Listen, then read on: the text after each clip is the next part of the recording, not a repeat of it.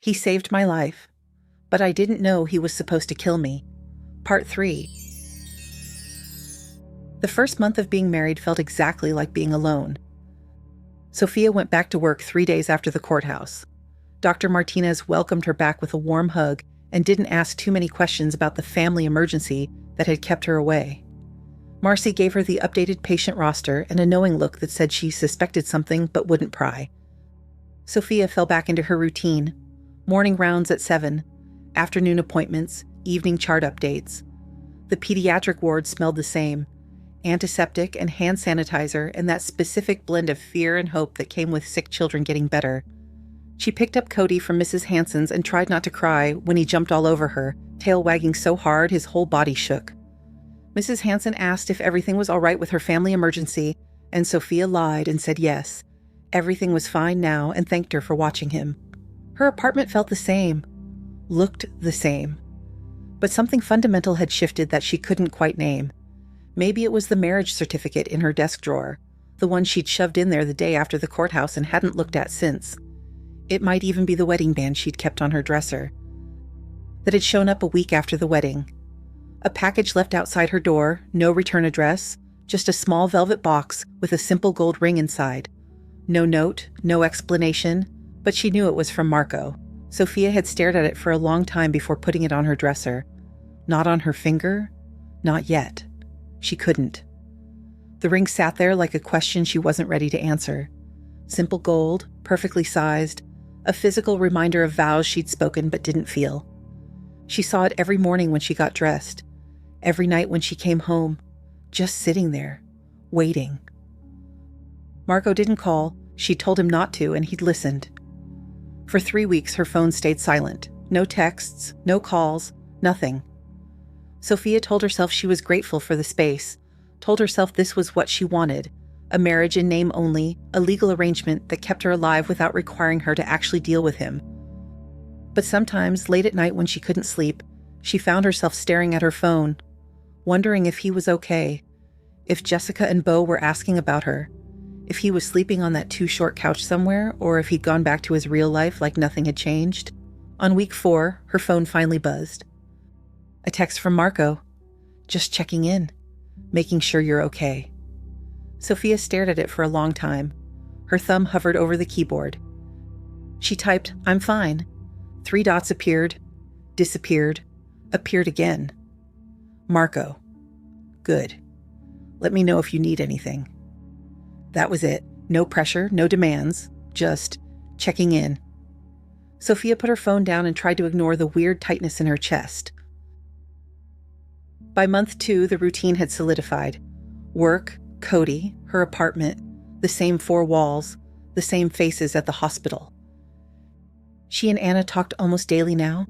No more burner, no more Sundays at 9 p.m. That life was over. Her sister knew something was wrong.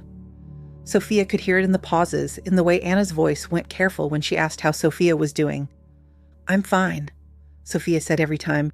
"Just adjusting to married life." "You don't sound fine." "I am." "Soph." "Anna, I'm fine, really. It's just been a lot of change." Another pause. "When do I get to meet him?" Sofia's stomach twisted. "Soon, maybe, I don't know. We're figuring things out." "What does that mean?" "It means we're figuring things out." Sofia's voice came out sharper than she meant it to. "Can we talk about something else?" Anna sighed, but let it drop. Started talking about work, about the weather in New York, about their neighbor's cat that kept trying to get into her apartment. Sofia listened and tried to pretend everything was normal. Marco texted once a week, always the same thing. Checking in. "You okay?" And Sofia always responded the same way. "I'm fine." Sometimes he'd add something else. Small things. Updates she didn't ask for but found herself reading anyway. "Marco, Beau got an A on his science project, the one about lizards. He wanted you to know." "Marco, Jessica made honor roll. She's pretty proud of herself." "Marco, Spike shed his skin. Beau saved a piece to show you whenever you're ready to come by." Sofia never responded to those messages, just read them and put her phone down, and tried not to think about the family she'd almost had before everything fell apart. Month 3, something shifted. Sofia was doing evening rounds when her pager went off. Trauma in the ER pediatric case. All hands on deck. She ran. The ER was chaos. A car accident, 2 vehicles, multiple casualties. One of them was a 7-year-old girl with internal bleeding and a collapsed lung. Sofia worked 12 hours straight, through the surgery, through the recovery, through the moment the girl's vitals stabilized and her parents finally stopped crying. By the time Sofia stumbled out of the hospital at 4 a.m., she was exhausted, drained, the kind of tired that went bone deep. She sat in her car in the parking lot and just breathed. Her phone was in her bag. She pulled it out, stared at the screen. Then, before she could talk herself out of it, she scrolled to Marco's contact and pressed call. He picked up on the second ring. His voice was rough, sleep-heavy. "Sofia? Her voice cracked. She pressed her hand against her mouth. "What's wrong? Are you okay?" "I'm fine. She stopped. Started again. "I had a bad shift. A really bad shift. And I'm sitting in my car and I don't..."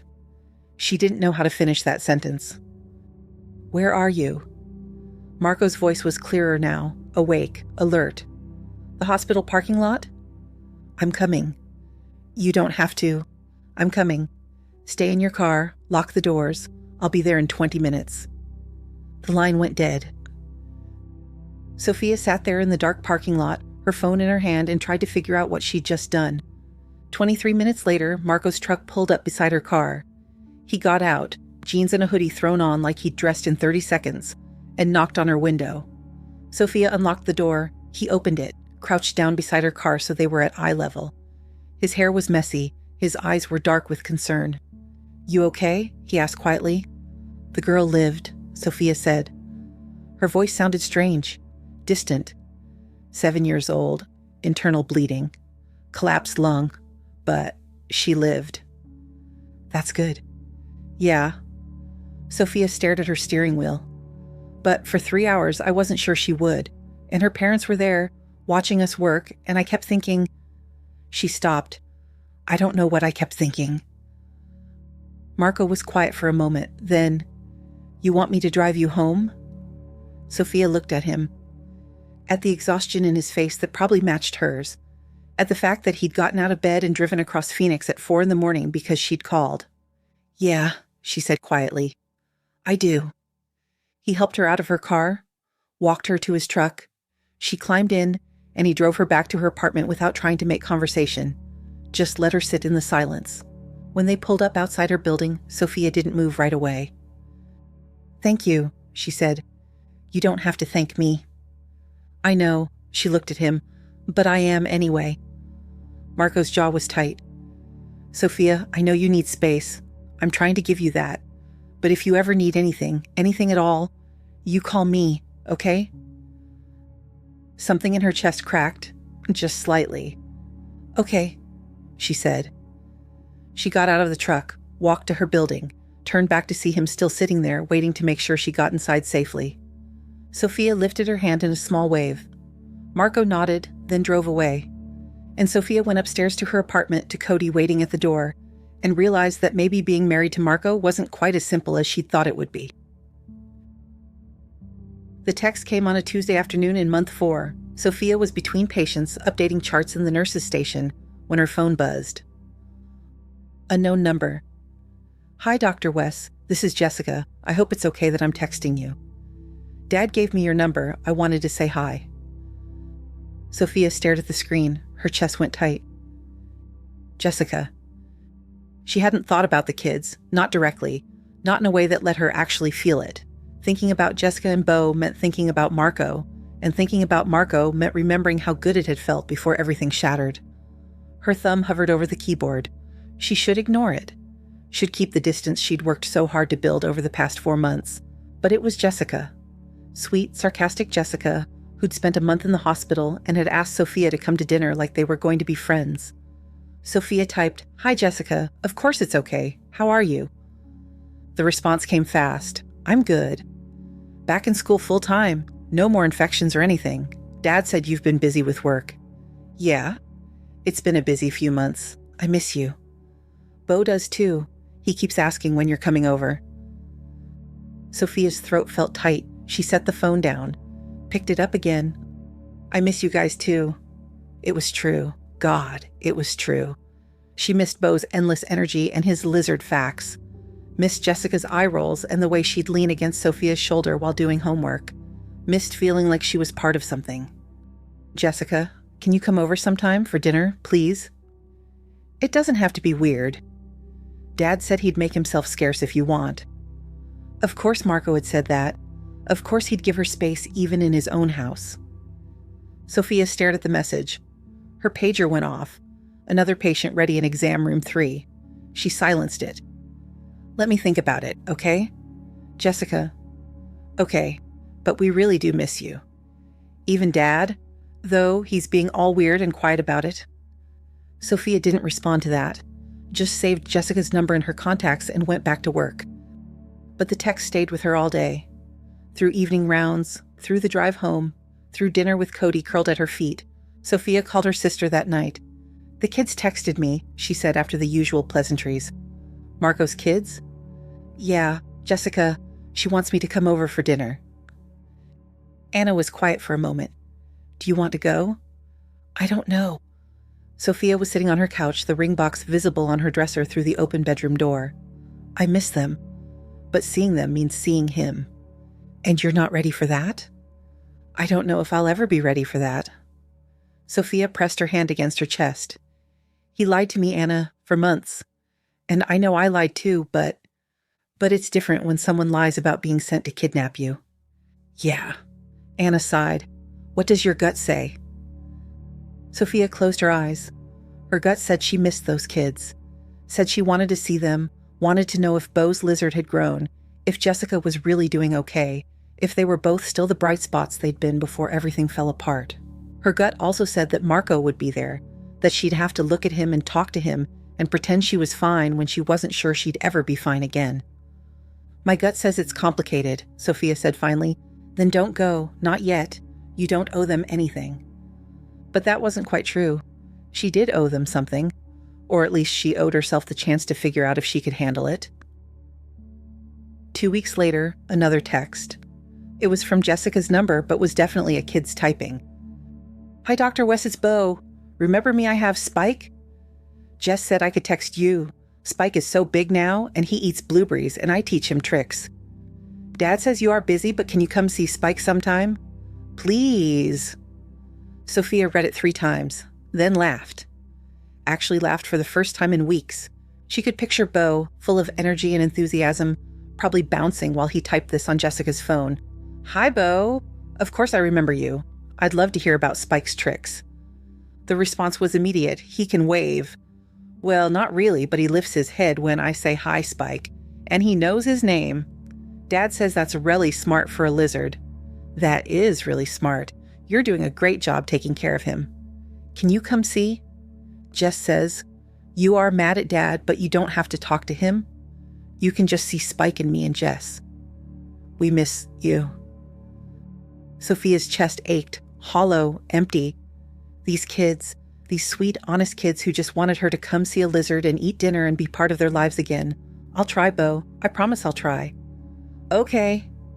Dad says I have to give the phone back now. By Dr. Wes. Sofia set her phone down and stared at the ceiling of her apartment. She couldn't keep avoiding this forever. Couldn't keep pretending that the kids weren't part of the equation. That they hadn't worked their way into her heart just as much as Marco had. Maybe more because they'd never lied to her. Month 5, Sofia finally responded. Not to Jessica's dinner invitation, not to Beau's plea to see Spike, but to Marco directly. She typed the text 3 times before sending it. I'd like to see the kids. Can we arrange something? His response came an hour later. Of course. Whenever works for you. I can make myself scarce if that's easier. No, they're your kids. You don't have to leave your own house. She paused, then added, but I'm coming to see them. Not you. Understood. Another pause. Then, thank you. They've really missed you. Sofia didn't respond to that. Just set a date, Saturday afternoon, 2 weeks out, and tried not to think about how her hands were shaking. She pulled the ring box off her dresser that night, opened it, stared at the simple gold band inside, still not ready to wear it, but maybe, she was ready to take the next step, whatever that looked like. The night before she was supposed to go to Marco's house, Sofia couldn't sleep. She lay in bed staring at the ceiling, Cody snoring at her feet, and tried to figure out what she was going to say, how she was going to act, whether she could really walk into that house and see those kids and not fall apart. Her phone buzzed at 11:30, a text from Marco. "No pressure for tomorrow. If you need to cancel, I understand. The kids will be disappointed, but they'll understand too." Sofia stared at the message. He was giving her an out. Again. Like he always did. She typed back, "I'll be there. I promised Bo I'd see Spike's tricks." Marco, "He's been practicing all week." Despite everything, Sofia smiled. "Tell him I'm looking forward to it."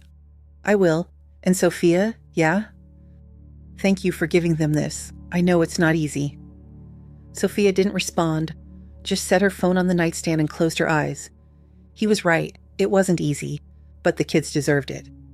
And maybe, just maybe, she deserved it too. Sofia stood on Marco's porch on a Saturday afternoon in late spring and tried to remember how to breathe. The house looked the same. Worn welcome mat, basketball in the corner, the potted plant by the door that was somehow still alive despite Arizona heat. She'd been here dozens of times, had cooked in that kitchen, had helped with homework at that table, had kissed Marco against that counter and believed it was real. Her hand shook slightly as she knocked. The door flew open. Bo launched himself at her legs before she could even say hello. "Dr. Wes, you came. You really came. Dad said you were coming, but I didn't believe it, but you're here." His words tumbled over each other, all enthusiasm and joy. "Spike got so big. You gotta see. Come on." He grabbed her hand and pulled. Sofia let herself be dragged inside, laughing despite the nervousness twisting in her stomach. Jessica appeared in the hallway, taller than Sofia remembered. Hair longer, but the same warm smile. "Hi." "Hi." Sofia's throat felt tight. "You look great." "Thanks, so do you." Jessica moved forward and hugged her, quick but genuine. "I'm really glad you came." "Me too." Bo was still pulling at her hand. "Spike, you gotta see Spike. Dad says I can show you first thing." Okay. Sofia let him lead her down the hallway toward his room. "I'm coming." She didn't see Marco, didn't hear him. Maybe he'd made himself scarce like he'd offered. Bo's room was exactly as she remembered. Dinosaur posters, Legos everywhere, and Spike's tank in the corner, now with even more elaborate decorations than before. "Look." Bo pressed his face against the glass. "He's way bigger now. And watch this. Spike, say hi." The bearded dragon lifted its head slightly. Bo took this as a massive success. "See? He knows his name. Dad says that's really smart. And he waves too. Well, not really waves, but if I put my hand here." He demonstrated, placing his palm against the glass. "Sometimes he comes over." Sofia crouched down beside him. "That's amazing, Bo. You've done such a good job with him." "I feed him every day, and I read to him. And Dad helps with the big cleaning, but I do the water and the food and everything." His gap-toothed grin was infectious. "Do you want to hold him?" "Maybe later. Let's just watch him for now." They spent 20 minutes talking about Spike's eating habits, his favorite basking spot, the time he'd shed his skin and Bo had saved pieces of it in a plastic bag to show his teacher. Jessica appeared in the doorway. "Dad's making lunch. Says it'll be ready in 10 minutes. Sofia's stomach twisted. So he was here. Of course he was here. She stood, brushing off her jeans. "Okay." Bo grabbed her hand again. "You're sitting next to me, right?" "Sure, buddy." "Yeah, I have so much to tell you. Did you know that bearded dragons can live for 15 years? That means Spike might be alive when I'm in college." They made their way to the kitchen. Sofia could smell garlic and tomato sauce, could hear the sound of something sizzling on the stove. Marco was at the counter, his back to them, stirring a pan. He'd heard them coming. She could tell by the slight tension in his shoulders, but he didn't turn around right away. 5 minutes, he said. His voice was careful, neutral. "Okay." Jessica moved to set the table. "Want help?" "Nah, I got it." Sofia stood in the doorway, unsure where to put herself. Bo had already climbed into his usual chair, still talking about Spike's diet and how crickets were actually really nutritious. Marco finally turned around, looked at her. He looked tired. Thinner, maybe. The dark circles under his eyes suggested he wasn't sleeping well, but his expression was carefully neutral, polite, distant, like she was a guest he barely knew instead of his wife. "Hi," he said. "Hi." A pause, awkward, heavy. "Pasta okay?" he asked. "I remember you liked it." "Yeah, that's fine." He nodded. Turned back to the stove. Jessica shot Sofia a look that was pure teenage awareness. She knew this was weird, knew something was broken between the adults, but was trying to make it work anyway. Lunch was strange, good but strange. Bo talked nonstop. Jessica chimed in with stories about school, about her friends, about the math test she'd aced last week. They filled the silence with noise and normalcy, and Sofia was grateful for it. Marco barely spoke, just passed dishes, refilled water glasses, asked the kids questions that kept the conversation flowing away from him. Sofia caught him watching her once, just for a second. Something in his expression looked almost sad before he looked away. After lunch, Jessica insisted on showing Sofia her room, newly redecorated with posters of bands Sofia had never heard of and string lights around the window. "I know it's weird," Jessica said once they were alone. "With you and Dad?" Sofia sat on the edge of Jessica's bed. "Yeah, it is. He doesn't talk about it, like at all. Just says you're busy and we should give you space." Jessica twisted her fingers together. "But I'm not stupid. Something happened, something bad. It's complicated. That's what adults always say when they don't want to explain." Sofia smiled. Sometimes complicated is the only honest answer. Jessica was quiet for a moment. Then, "Are you guys getting divorced?" The question hit harder than Sofia expected. "I don't know." "But you're still married?" "Legally, yeah." "Do you still love him?" Sofia's chest felt tight. She looked at Jessica, 16 years old enough to ask hard questions, young enough to still hope for simple answers. "I don't know that either," Sofia said quietly. "I'm still figuring it out." Jessica nodded like she understood, even though she probably didn't. "Well, for what it's worth, he's been really sad. Like, trying to hide it but not doing a good job sad." Sofia didn't know what to say to that. She stayed for 3 hours, watched Bo demonstrate Spike's tricks 4 more times, helped Jessica with a history paper about World War II, sat on the couch while the kids played video games and tried not to notice how Marco stayed in the kitchen, giving her space. When it was time to leave, Bo hugged her legs again. "You'll come back, right, soon?" "Yeah, buddy, I'll come back." "Promise?" "Promise." Jessica hugged her too. "Thanks for coming. It meant a lot." Sofia walked to the door. Marco followed, keeping a respectful distance. "Thank you for letting me see them," Sofia said without looking at him. "You don't have to thank me. They've missed you." The words hung in the air.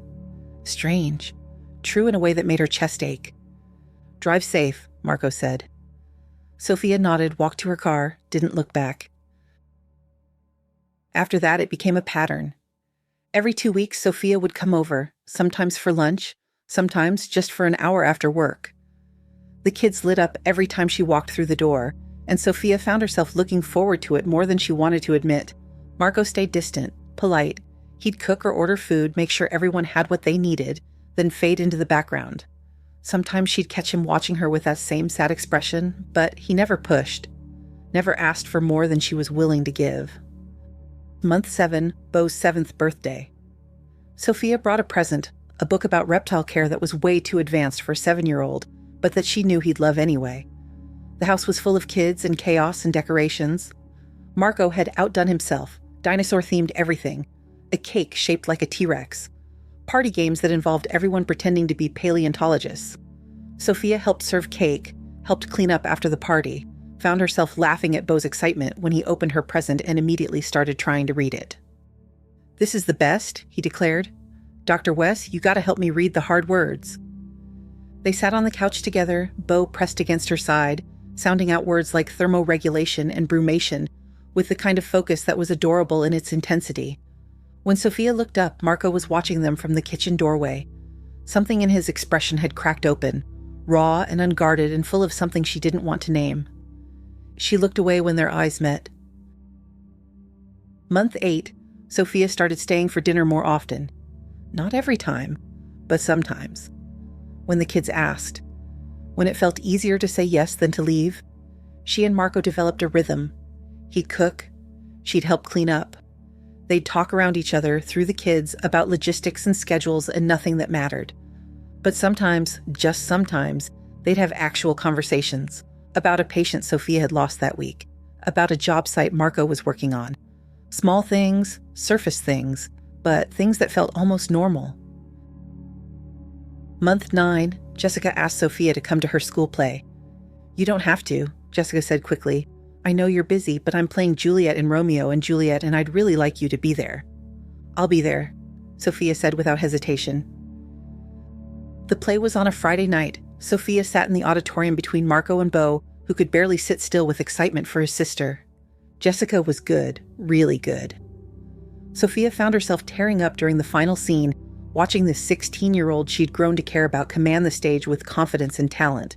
When it was over, they went backstage. Jessica ran to them, still in costume, makeup smudged from crying on cue. "You came," she hugged Sofia, then Marco, then Beau, who complained loudly about being squeezed. "You were amazing," Sofia said. "Really?"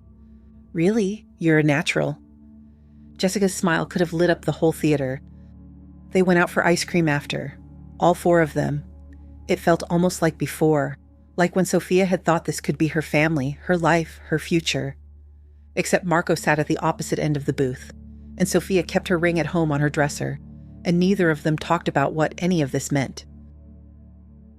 It was a Thursday night in late fall when everything finally came to a head. Sofia had stayed late after dinner, later than usual. The kids had gone to bed. Marco was loading the dishwasher, and Sofia was still sitting on the couch, staring at nothing, unable to make herself leave. She'd been doing this more often lately, staying after the kids went to sleep, finding reasons to linger. It was easier than going home to her empty apartment, easier than admitting what that might mean. Marco finished in the kitchen, came into the living room, sat in the chair across from her, always a safe distance. They sat in silence for a few minutes. The house was quiet except for the hum of the refrigerator and the occasional creak of the foundation settling. "Sofia," Marco said finally. His voice was quiet. "Careful. We can't keep doing this." Her stomach dropped. "Doing what?" "This. Pretending we're okay. Pretending we don't need to talk about what happened." Sofia's hands tightened on her knees. "I thought that's what we agreed to. Space. Time." "Goodness, Sofia. It's been 11 months. Marco leaned forward, his forearms on his thighs. "And I've given you all the space you asked for. But we're married, Sofia. Legally. And we're in each other's lives anyway because of the kids. At some point, we have to actually deal with this." "Deal with what?" "The fact that you lied to me, that you were sent to hurt me, that everything about us was not everything." His voice went rough. "Not the part where I fell in love with you. That was real." Sofia stood up. She needed to move. Needed to not be sitting still while he said things like that. Don't what? Tell you the truth?" Marco stood too. "I lied about who I was, about what I did. I know that. But what I felt for you, what I still feel for you, that was never a lie." "How am I supposed to believe that?" Her voice cracked. "How am I supposed to trust anything you say when you spent months lying to me? The same way I'm supposed to trust you after you spent months lying to me about who you were too." His jaw was tight. "We both lied, Sofia. We both had our reasons. And yeah, mine were worse. I get that. But you can't keep holding it over me forever. I'm not—" "Yes, you are." Marco's hands fisted at his sides. "You come here, you see the kids, you let me make you dinner, but you won't talk to me, won't look at me unless you have to. You're punishing me." "You think I'm punishing you?" Sofia's voice went sharp. "I'm trying to survive this, Marco. I'm trying to figure out how to live with the fact that the man I loved was sent to destroy my life." "I saved your life. By forcing me to marry you." "Damn it, Sofia, that was the only choice available." Marco ran his hand through his hair. "My only focus was to keep you alive. And yeah, it wasn't perfect. But I would make that choice again." Sofia pressed her hands against her face. Her chest felt tight, her eyes burned. "I know it counts for something," she said quietly. "I know you kept me alive. I know you negotiated with your boss and figured out a way that didn't end with me dead or kidnapped. I know all of that. But, she lowered her hands and looked at him. I fell in love with someone who didn't exist. I exist." His voice was raw. "The guy who brought you coffee and kissed you in his kitchen and made you pasta, that guy is me. The enforcer thing is what I do. It's not who I am. How can you separate those things? The same way you separate being Dominic Valentino's daughter from being Dr. Sophia Wes." Marco took a step closer. Not crowding, just closer. "You ran from that world because you didn't want it to define you, because you knew you were more than your father's name. Why can't I be more than what I do for a living?" Sophia's throat felt tight. She wanted to argue, wanted to tell him it was different, but was it? She'd spent 12 years hiding who she really was. 12 years pretending she was just Sophia Wes, pediatrician, normal person with a normal life. She'd lied to everyone, coworkers, friends, him, because she'd been terrified of being defined by her father's world. And Marco had done the same thing, hidden who he really was because he'd wanted to be seen as something other than an enforcer. They'd both been running from the truth, just in different directions. "I'm so tired," Sophia said quietly. Her voice broke. "I'm so tired of being angry, of keeping you at a distance, of pretending I don't." She stopped. Couldn't finish that sentence. "Pretending you don't what?" Marco asked softly. Sophia looked at him, really looked at him. At the exhaustion carved into his face, at the guilt he'd been carrying for 11 months, at the hope flickering in his eyes despite everything. "Pretending I don't still love you," she whispered. The words hung in the air between them.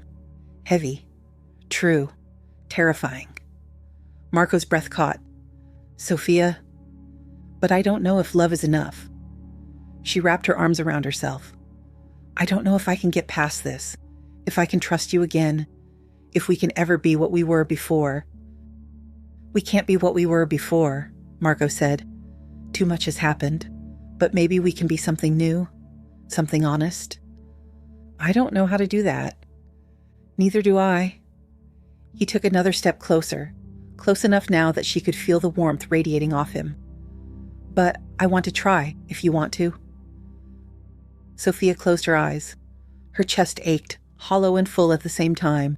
She thought about the past 11 months, about the distance she'd maintained, about the kids who'd worked their way back into her heart, about the man standing in front of her who'd saved her life in the only way he knew how, about the ring sitting on her dresser at home, still unworn, still waiting. Something in Sophia's chest cracked wide open. She took a step forward, then another, until she was standing right in front of him, close enough to see the flecks of gold in his dark eyes, close enough to smell his soap, still that same cedar scent. "I can't promise anything," she said quietly. "I'm not asking for promises. I might never forgive you completely. I know. And I might change my mind, might decide this is too hard and walk away. I know that too." Marco's voice was steady, "But I'm willing to take that risk if you are." Sophia looked at him for a long moment, then, slowly, carefully, she reached up and rested her hand against his chest. His heart was pounding under her palm, fast and hard and real. "Okay," she whispered. "Okay? Okay, let's do it." Her voice was barely audible. "We can try to figure out what this looks like, what we look like. No promises, no guarantees, just trying." Marco's hand came up to cover hers. His palm was warm, rough with calluses. "That's all I'm asking for." They stood there for a moment, hands touching, breathing the same air. Not kissing, not embracing, just present, together. It wasn't forgiveness, not yet. Maybe not ever, not completely, but it was a beginning. When Sophia got home, she went straight to her bedroom, pulled the ring box off her dresser, opened it. The simple gold band caught the light from her bedside lamp. She stared at it for a long time. Then, slowly, carefully, she slipped it onto her left ring finger. It fit perfectly. Sophia held up her hand, looked at the ring, at the physical proof that she was married to Marco Russo. 1 year after the courthouse, Sophia woke up in Marco's bed. Not hers. His. She blinked at the unfamiliar ceiling. No water stains, just smooth white paint. The morning light filtered through curtains she hadn't picked. The smell was different too. His soap, his detergent, the faint scent of coffee already brewing downstairs.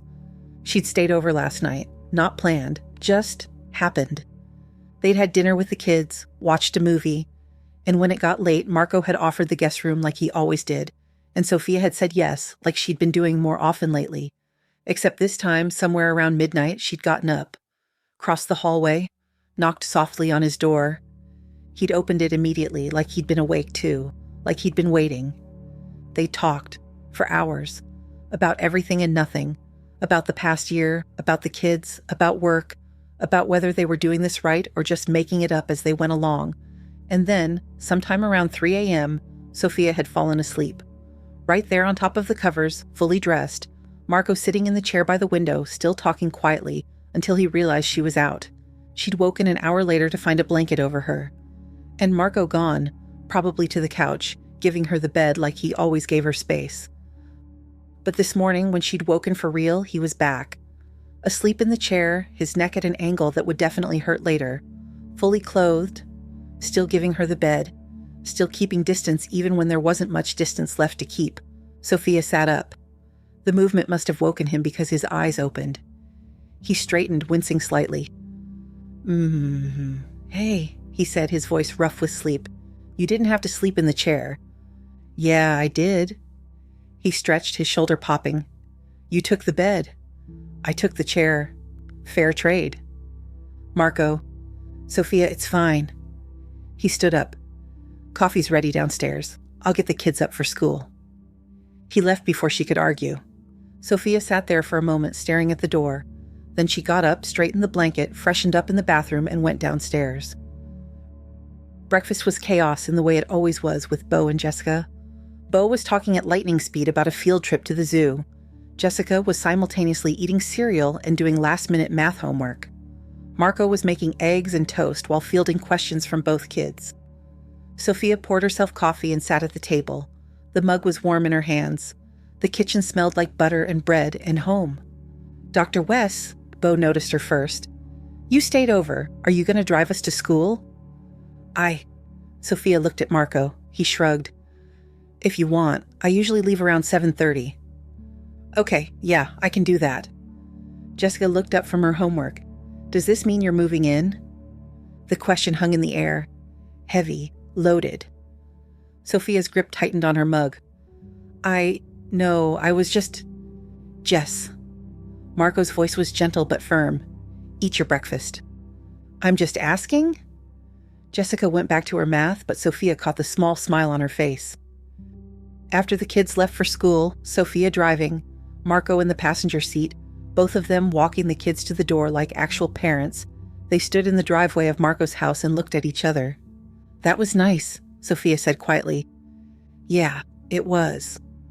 The kids seem happy. They are. You being around more, it's good for them.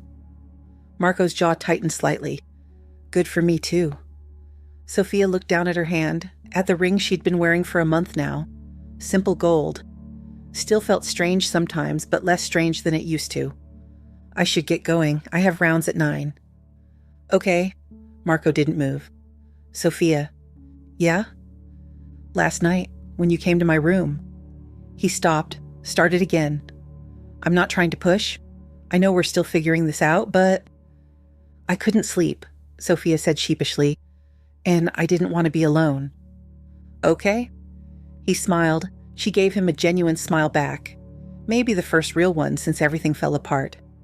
She turned to go, then stopped. Turned back. Marco. Yeah? I might not be ready to move in yet, but... She took a breath. Maybe we could do more of this staying over thing. The us.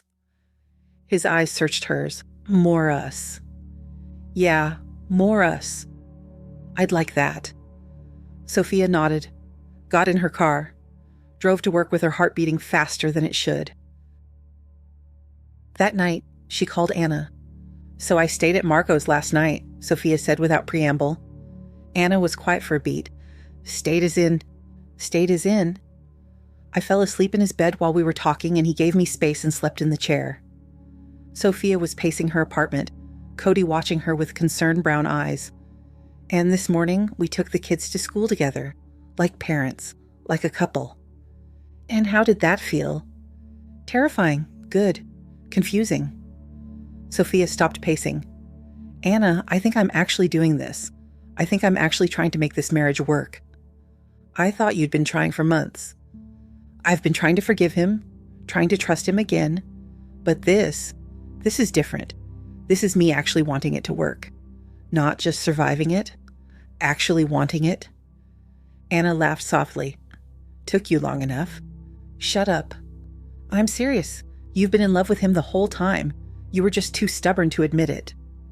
Sofia sat down on her couch. Cody immediately put his head in her lap. I'm still scared. Of course you are. He lied to you. That's not something you just get over. But I lied too. Sofia's voice caught. If he was able to forgive me, I think it's time I do the same. My baby sister has finally grown up, Anna said teasingly. Sofia said as she looked around her apartment, at the space she'd created for herself. The safe haven she'd built over 12 years of running. It didn't feel like home anymore. Marco's kitchen felt like home. His couch where the kids did homework felt like home. His bed where they talked until 3 a.m. felt like home. I think I need to tell him, Sofia said quietly. Tell him what? That I'm ready, that I want this, that I want him. So tell him. Sofia smiled. I will. 2 days later, Sofia showed up at Marco's house unannounced. It was a Tuesday night, no dinner planned, no kids' events, just a random Tuesday. Marco opened the door looking surprised. Sofia, everything okay? Yeah, can I come in? Of course. The kids were in the living room. Bo immediately launched himself at her. Dr. Wes, guess what? Spike learned a new trick. Did he? Yeah, want to see? In a minute, buddy. Sofia looked at Marco. Can we talk? Just for a second? Understanding flickered in his eyes. Yeah. Kids, give us a minute. Bo, go show Jessica whatever Spike learned. But now, Bo. Bo grumbled but went. Sofia and Marco stood in the entryway.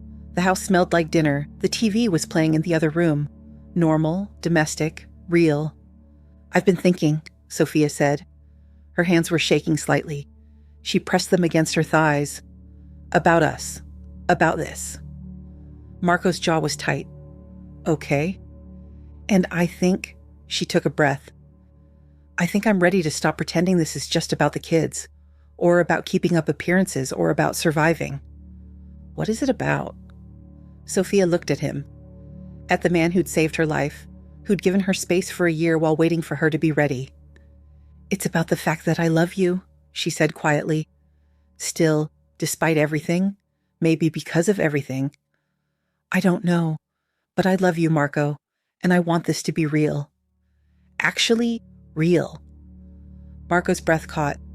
Sofia, I want to do this for real. I know everything is not going to be perfect, but I'm saying, her voice broke. I'm ready to move in, to be a real married couple, to be a family, to figure out what our life looks like together. Marco closed the distance between them in 2 steps. His hands came up to cup her face, gentle despite the calluses. Are you sure? No. Sofia laughed. It came out watery. I'm terrified, but I'm sure about you, about us, about wanting to build something real.